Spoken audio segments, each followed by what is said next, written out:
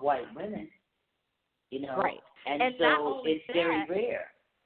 Right. And not only that, but when women of color get diagnosed, when they finally get diagnosed, they're getting diagnosed at a later stage, and the death rate is at an all-time high in comparison to Caucasian women. So that in itself is alarming, and that's why I am trying to do my part to bring awareness to women of color to make sure that number gets lowered. Exactly. Yep. And then people need to understand from the conversation I had with the women for the rest of us was, once you hit like stage 4, I was talking to Dana from Ana Ono, and she mentioned once a sister hits stage 4, they don't want to do as much to help you. Right. They don't put enough into it, and so let's open up the lines. You have so many people that are here for support. So let's get some insight from, and I still have Auntie, Miss Woodard. I still have you on the line. Do you want to chime in on anything that your niece and I are talking of regarding the book and breast cancer itself? Well, one of the things I do want to say, and I actually spoke to Tisha about it the other day, I had a young lady that walked up to me and she said, I read your book.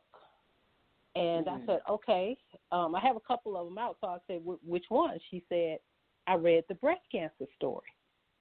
And she had been diagnosed with breast cancer and gone through therapy, and she said it really inspired me. And so I told her, I said, well, I don't know if you know it or not, but that's my niece. And she said, wow. She said, that story helped me to get through my process. And yes, because I'm going to say this. When I got the book, and she put a bookmarker for her portion, I have to admit, I was in tears. And her story is a light to so many people. So I just want to thank the both of you ladies for being phenomenal women and for doing something to give back to those that sometimes think they're alone in this fight. Yeah, It's very difficult. Thank you. It's very difficult. So I want you to stay there, and let's try to get to some of these women. Area code is 704, last 4 digits, 4969. Your name and where you're calling from. Hi, I'm Denise from McCain, and I'm calling from Charlotte, North Carolina. Hi, Denise. How are you doing? I'm well. What about everyone else? Doing well. How are doing, you? So, did you chime in? Do you know Tisha, or are you calling in just to listen? I'm just calling in to listen. My sister-in-law just texted me and told me to dial in. I just recently been diagnosed with breast cancer, and she had sent me a text and told me that chime in, call in and listen to the podcast. Well, thank you for calling in. Mm-hmm. Yeah, thank you for calling. And sis, if you don't mind me asking, what stage are you at with your breast cancer? I just started my treatment October 1st. I'll have 5 months of chemo, and then we'll just talk about surgery, and then after the surgery, the radiation. So I've had one treatment so far, and my second treatment will be on Tuesday. Well, I will extend this olive branch and let you to know if you are ever in need of support and sisters in the sister circle. We would definitely love to be there for you, resources, and I would love for you to go to For the Breast of Us. So it's just breastofus.com. Go to that website. It's 2 beautiful black women that created a support group, a system for sisters that are going through and maybe some that overcame. And they have tons of information. I'm even sure that if you were to connect with Miss Tisha, she would be a good source. So what I'll do is definitely keep your number And Ms. Denise, I want to thank you for calling in and stay on the line with us, okay? I will. Thank you. Okay, thank you.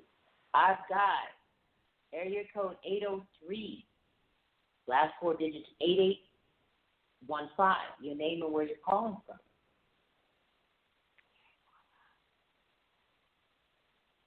Hello, hello, hello. Are you there? Okay, we're going to keep it moving, and I've got area code 770, last four digits 0872. Your name and where you're calling from. Okay, some people are shy today. They don't want to talk. Area code is 803. The number is 6208. Your name and where you're calling from. Okay, some people just want to be active listeners. Let's proceed. Miss Tisha, and then I also have Auntie on the line. And we have your Auntie I think Vivian. someone came in. Somebody came in, but I'm going to focus on you, and some people are going to be active listeners currently. So let's keep it going because I definitely want to focus on you, the book, your survival, and where can people find you if they need insight about your movement, your badass being an AKA and a breast cancer survivor, and talk to me about what are some of the things that you've been doing recently, because now you're how many years of breast cancer free? As of this past August 20th, I am now 5 years cancer free, which I have hit my first milestone. So I am just super grateful and just thankful to God for His healing. I have just been so blessed with many opportunities to go out and share my story on overcoming breast cancer, not only with this book, Beyond Her Reflection, but recently I've spoken at a breast cancer event that my sorority chapter has done, and I have done recently. This past Friday, I spoke with the Prince George's Women's Bureau Club of Toastmasters International Club. Talked with them about breast cancer awareness, and another organization that I am in called Top Ladies of Distinction, and I'm in the Patuxent River chapter. Our chapter is doing a great breast cancer event that is coming up on the 19th to spread awareness. So just doing a lot of, speaking out at different events within the community, at different churches, to bring that awareness to women and men that are battling the disease, and giving encouragement to them to let them know that they too can beat breast cancer. Amen. So I've been very busy. I follow you on Instagram, and I love your beautiful smile. I see some walks you've done. I see certain posts that you put up of even, your classmates and the young people that you teach and all those that support you. And I want to say you're doing a phenomenal job. I want to give people a tip out there that are listening tonight. Who's who on your cancer care team? So cancer.net does an awesome job explaining the different roles of your cancer care team, including tips on finding a new doctor and seeking a second opinion. It's cancer.net. Check that out. And for other resources, you can definitely go to breastofus.com. I love these ladies. All melanin, all moxie, all together. So definitely bigging up women of color. And Miss Tisha is on their website as a featured, and they call her the breast cancer baddie. So I read your information on their website. If you want to hear more of Tisha's story and others, go to breastofus.com. So let's that is proceed. definitely if I could chime in real quick, that is definitely a great resource to go for women to go to that are battling, but also in regards to having that positive support system. When you are battling breast cancer, it is very, very important of having a great support system that will get you through those moments when you just don't feel like getting up out of bed doing anything. Doing anything. How did you? This is the thing. Besides mom, aunt, how did you feel? Did you feel embarrassed to tell some of your sorority sisters or women? And how did you find your tribe? When I first got diagnosed, one of the few people that I did call after I called my mom was my best friend Mila, who is listening in now. Now, what's Mila's area code? Mila's area code is the 252 number. 252, and then the last four digits is 0384? Yes. Okay, so let's bring her in too with you. Okay. Mila. Miss Mila, are you there? Yes, I'm here. Okay. Mila was one of my. She was my rock. Okay. Yeah, and she knows it. Throughout my journey, not only her, but my friend Tracy, my friend Renise, Miriam, Coretta, Wanda, my childhood friends, they rallied behind me and was with me from day one. My colleagues at the school that I taught at, Barack Obama Elementary, I could not have gotten through my journey without them. They rallied behind me.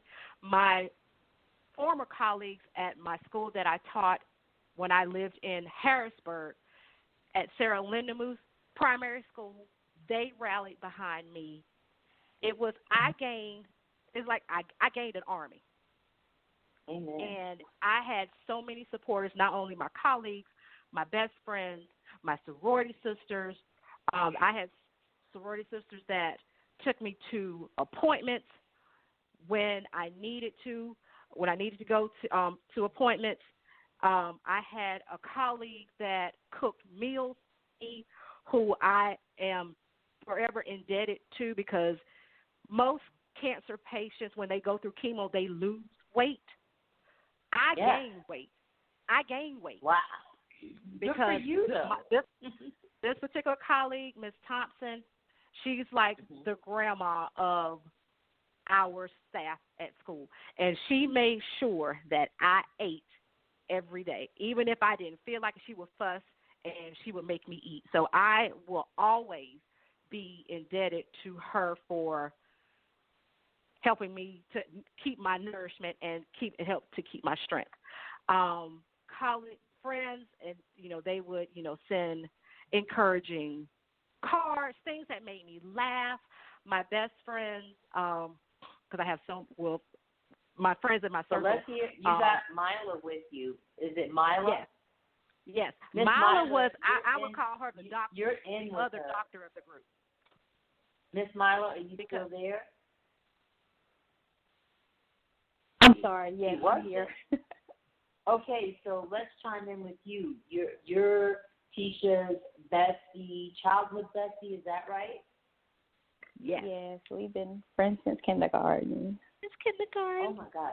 When you say that, a big grin comes on my face, because that sometimes is like the unicorn in the room to have a bestie from childhood. Because some women change best friends like they change their underwear. Okay. You're right. So, but this one stuck by me. I mean, through thick and thin. So when you got the call from your bestie, what's the first thing that ran through your mind, and how did you feel like you wanted to be in her life? Well, how did you feel? I cried. You hear the stories about, women having breast cancer, but she was the first individual that was truly, I guess, close to me. that I had ever known that was about to go through, I guess, that